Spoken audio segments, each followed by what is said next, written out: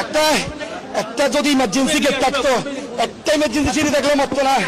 আমার ভাই 8টা বাজে কল দিছে আমাকে, মাফ চাইছে আমার থেকে, ভাই আমাকে মাফ করে দে, আমাকে মাফ করে দে। ও এখানে আমার নিচের দোকান, ও বাসতলায় 8টা 9টা কারণ গেছে, 9টা বাজে গেছে, নামাজ পড়ছে, আগুন লাগছে আর নামতে পারতেছে না বয়।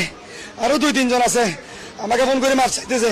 ফায়ার সার্ভিস তখন ওখানে 1 ঘন্টা আমি বলতেছি, কল করার সাথে সাথে আমি ওখানে 2 মিনিট আমার বাসার সামনে বলছি, ভাই 6 তলা আমার মানুষ আছে, 6 তলায় আমার মানুষ আছে, আপনি উঠেন। অক্সিজেন মাস্ক নিয়ে ওরা 4 তলা থেকে উঠে না।